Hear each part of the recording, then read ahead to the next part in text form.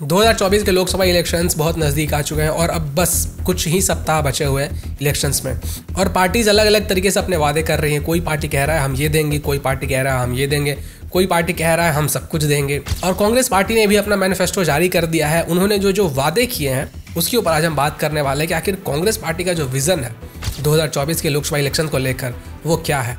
Congress party किन वादों के ऊपर लोगों से वोट मांगने वाली है, चले जानने की कोशिश करते हैं, चर्चा करते हैं इसके ऊपर और देखते हैं कि आखिर कांग्रेस पार्टी सोच क्या रही है, किनको लुभाने की कोशिश में है। तो कांग्रेस पार्टी ने जो अपना मैनिफेस्टो जारी किया उसमें टोटल 5 हिस्से मैं देख सकता हूँ। सबसे पहले हम लोग हिस्सेदारी न्याय के ऊपर आते हैं कि आखिर इस हिस्सेदारी न्याय में है क्या। तो अगर कांग्रेस पार्टी चुनकर आती है तो ये सभी चीज़ें वो फॉलो करेंगे, जिसमें है कि कास्ट सेंसस, सोशियो और इकोनॉमी सेंसस। अभी जो कास्ट सेंसस है इसके बारे में राहुल गांधी जी आज से नहीं बहुत समय से बात कर रहे हैं, बार बार प्रेशराइज कर रहे हैं कि हम कास्ट सेंसस करेंगे, कास्ट सेंसस करेंगे और जिन लोगों की जितनी हिस्सेदारी है उन लोगों को उतना हक मिलेगा। इन शॉर्ट अगर मैं इसको ऐसे कहूं कि जो हिंदूज हैं उनके बीच में डिवीजन क्रिएट करने की कोशिश की जाएगी कि तुम किस कास्ट के हो, तुम किस कास्ट के हो और तुम किस कास्ट के हो। अगर तुम्हारे कास्ट की पॉपुलेशन ज्यादा है तो हम तुम्हें ज्यादा बेनिफिट देंगे, अगर तुम्हारे कास्ट की पॉपुलेशन कम है तो हम तुम्हें कम बेनिफिट देंगे। इसके बाद है आरक्षण का हक, SC/ST सब प्लान, जल जंगल जमीन का कानून, अपनी धरती अपना राज। इस पार्ट में बात की गई है SC/ST OBC की। मैं खुद क्षत्रिय हूँ और OBC बैकग्राउंड से आता हूँ, बट मैं आपको एक बात बताना चाहूंगा कि SC/ST OBC जितना इंपॉर्टेंट है हमारे देश के लिए, जनरल भी उतना ही इंपॉर्टेंट है हमारे देश के लिए। सभी लोग अपने अपने तरीके से योगदान देते हैं हमारे देश में, लेकिन यहाँ पे कहीं पे भी मैं जनरल का जिक्र देख नहीं पा रहा हूँ कांग्रेस के मैनिफेस्टो में। सिर्फ OBC, SC और ST को लुभाने की बात कही जा रही है। और ये ऐसा क्यों लिखा गया है ये मैं समझ पा रहा हूँ, क्योंकि जो जनरल की जो पॉपुलेशन है वो हमारे देश में वो कम है कंपैरेटिवली SC/ST और OBC के मुकाबले। तो यहाँ पे कांग्रेस का जो मेन फोकस पॉइंट है वो SC/ST और OBC वोट को कैप्चर करने का, और उसके लिए ये लोग अलग अलग तरीके के लुभावने सपने दिखा रहे हैं। इसको ये लोग पूरा करेंगे कि नहीं करेंगे इस चीज़ की कोई गारंटी नहीं है, क्योंकि पास्ट जो रिकॉर्ड रहा है कांग्रेस का, ये लोग बहुत बड़े बड़े वादे करते हैं, बहुत सारे सपने दिखाते हैं लोगों को, लेकिन जब इलेक्शन होता है ये लोग जीत जाते हैं, फिर इनके जो वादे होते हैं वो कहाँ चले जाते हैं समझ में नहीं आता। इस युवा न्याय में ये बात कर रहे हैं भारतीय भरोसा के, जिसमें 30 lakh new central government job मिलेंगे अकॉर्डिंग टू जॉब कैलेंडर। अब देखिए ये जॉब की बात कर रहे हैं, युवाओं को जॉब मिलेगा, बहुत अच्छी बात है, आप युवाओं को जॉब दोगे, बट जो वादे कांग्रेस पार्टी ने पहले किए हैं वो कैसे मुकरती है ये आप देखिए। एक क्लिप में छोटा सा आपको प्ले करके दिखाता हूँ जो कि शहजाद पूनावाला का है। हालांकि ये तो बीजेपी से आते हैं, लेकिन इस पे जो फैक्ट है उसको आप ध्यान से सुनना। मैं आपको बताता हूँ मुफ्त की जो फ्रीबी पॉलिटिक्स होती है ना उसका उदाहरण बताता हूँ। 1 लाख जो सरकारी नौकरियां हैं 10 सेकंड भरे जाएंगे और वो नौकरियां मिलेंगी आपको। आप कह रहे हैं कि गवर्नमेंट जॉब का जो प्रॉमिस था उस पे सरकार ने, हमारी गवर्नमेंट जॉब का ये प्रॉमिस था, हमारा था कि हम 1 लाख रोजगार हर साल पैदा करेंगे। अब प्रियंका वाड्रा ने कहा 1 लाख सरकारी नौकरी हिमाचल में 22 में, और सुक्खू जी आते कहते हैं हम तो दे ही नहीं सकते, हम लोग तो रोजगार की बात कर रहे हैं। तो प्रियंका गांधी जी वादे करके जाती है कि हम लोग बहुत सारे आपको जॉब देंगे, बहुत सारे रोजगार देंगे, लेकिन जब वो इलेक्शन जीत कर आ जाते हैं तो फिर मुकर जाते हैं उस बात से। तो इस चीज़ से हम ये तो समझ सकते हैं कि भाई आप क्लियरली डिनाई कर रहे हो, जो आपने वादे किए उस चीज़ से आप मुकर जा रहे हो, तो आपके बात की जो क्रेडिबिलिटी है वो कितनी % होगी। अगले पॉइंट में बात करते हैं कि जो पेपर लीक की समस्या है उससे हम लोग निजात पाएंगे, आपको छुटकारा दिलाएंगे। चलिए ठीक है, ये बहुत अच्छा स्टेप है, क्योंकि बहुत ज़्यादा पेपर लीक होते हैं, जो स्टूडेंट्स का फ्यूचर है वो बर्बाद हो जाता है। लोग पढ़ कर जाते हैं, मेहनत करके जाते हैं, एग्जाम में बैठते हैं, एग्जाम देकर बाहर आते हैं, पता चलता है पेपर लीक था, एग्जाम कैंसिल हो गया और वापस से उनको मेहनत करना पड़ता है। जो उनकी उतने सालों की मेहनत होती है वो बेकार हो जाती है। जहाँ तक मुझे याद है राजस्थान के अंदर कांग्रेस की गवर्नमेंट थी, और जब तक राजस्थान में कांग्रेस की गवर्नमेंट थी तब तक कितने सारे पेपर लीक हुए और आपने उसके ऊपर कितना लगाम कसा वो पब्लिक ने देखा है। जहाँ जहाँ पे आपकी गवर्नमेंट है वहाँ पे आपका अगर रिकॉर्ड बढ़िया होता है, आप अच्छे से उसको मैनेज कर पा रहे हो, फिर आप बात करते हो कि हम इसको पूरे देश में लागू करेंगे, तब समझ में आता है कि चलो क्योंकि आपने एक स्टेट को कंट्रोल किया हुआ है, वहाँ पे आपका जो रिजल्ट है वो बढ़िया आ रहा है, तो हम मानेंगे कि पूरे देश में आपका रिजल्ट जो है बढ़िया आ सकता है, एक्सपेक्ट कर सकते हैं। जिन जिन राज्यों में आपकी गवर्नमेंट थी वहाँ पे आप तो कंट्रोल कर नहीं पाए, आप पूरे कंट्री में कैसे कंट्रोल करोगे। अब जो अगला पार्ट है वो है किसान न्याय, और इसमें जो सबसे पहला पॉइंट है उसी में इन्होंने गारंटी दिया है कि हम MSP की गारंटी देते हैं according to Swaminathan formula. Swaminathan formula के अकॉर्डिंग आप MSP दोगे, आप कांग्रेस पार्टी। जब आप लोग पावर में थे, जब आपकी सरकार थी सेंट्रल गवर्नमेंट में, तब आप ही लोगों ने कहा था कि स्वामीनाथन फार्मूला के अकॉर्डिंग हम लोग MSP दे ही नहीं सकते हैं।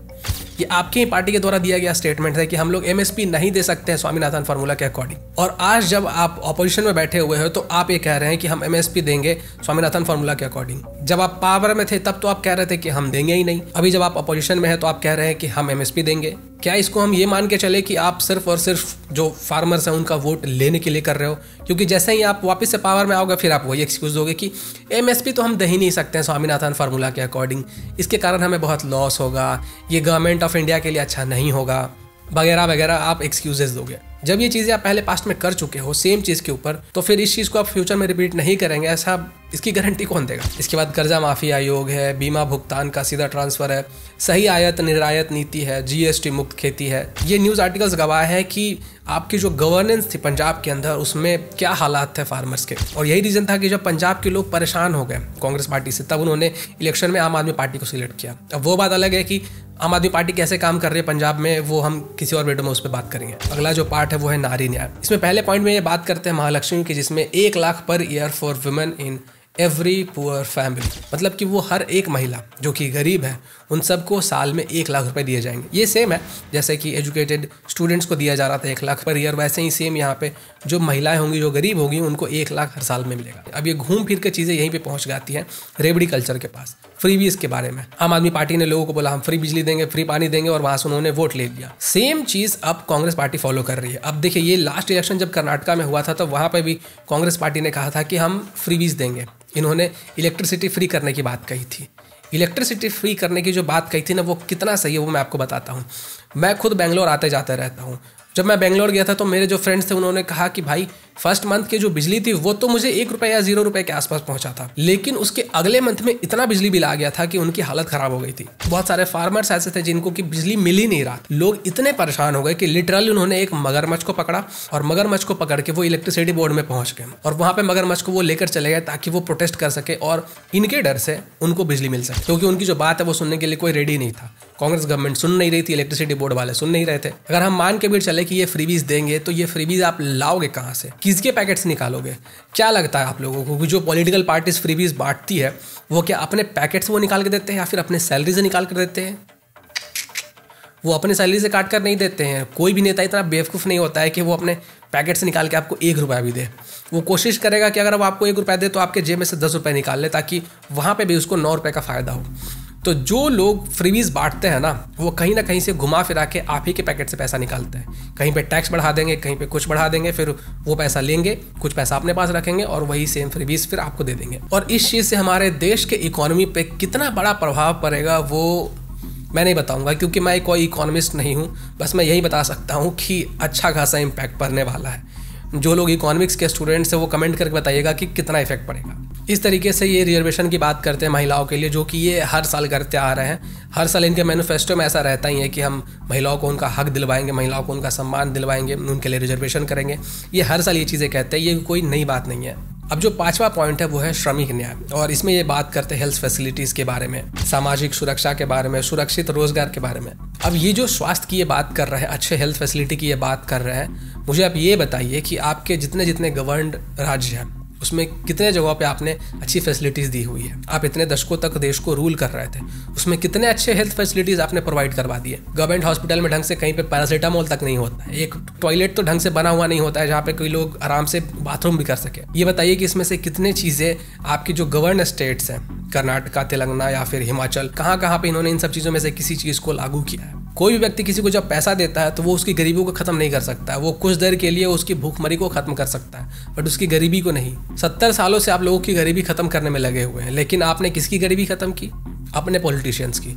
लोग जो गरीब थे वो गरीब ही रह गए। इस पूरे मैनिफेस्टो में हमें जो दिखाई दे रहा है वो मैं रेवड़ी ही देख पा रहा हूँ, जो फ्रीबीज है वही देख पा रहा हूँ। डेवलपमेंट की बात नहीं कही जा रही है कहीं पे। पानी की समस्या जो है कर्नाटका के अंदर, जो इतना बड़ा प्रॉब्लम है अभी फिलहाल कर्नाटका के अंदर, लोगों को पानी की इतनी समस्या है। लोगों को लिटरली कहा जा रहा है कि आप जब फ्लश करते हो उसके बाद आप पानी बर्बाद मत करो, आप वाइप यूज़ करो, आप टिश्यू पेपर यूज़ करो। बाथरूम जाने के लिए भाई मॉल में जा रहे हैं। और मिडिल क्लास के लिए इस पूरे मैनिफेस्टो में तो मुझे कुछ दिख ही नहीं रहा है। मतलब जो लोग एक्चुअल में टैक्स पे करते हैं, मेरे जैसे लोग, आपके जैसे लोग जो महीने में 20,000 से 50,000 रुपये कमाते हैं, उसमें किसी तरह अपना गुजारा करते हैं, उन जैसे लोगों के लिए तो इसमें कुछ दिख ही नहीं रहा। ये जो मैनिफेस्टो है इसमें बहुत ज़्यादा ध्यान दिया गया है फ्रीबीज के ऊपर, कि कैसे हम फ्रीबीज देकर लोगों को लुभाएं, वोट ले ले, और फिर जब हम पावर में आए तो इन सब चीज़ों से मुकर जाए। क्योंकि फितरत तो वही रही है, एक बार वोट मिल गया, हम पावर में आ गए, उसके बाद हम भूल जाते हैं भाई क्या हमने वादा किया था, कोई फर्क नहीं पड़ता है। अब 5 साल के बाद देखा जाएगा कि अगले मैनिफेस्टो में क्या झूठ बोलना है। तो अपने नॉलेज से जो भी चीज़ें मैं शेयर कर सकता था वो मैंने इस मैनिफेस्टो के बारे में आपसे शेयर किया है। और जो पॉलिटिकल पार्टी जैसे जैसे अपना मैनिफेस्टो रिलीज करेंगी उसके ऊपर भी हम बात करेंगे और कंपेयर करके देखेंगे कि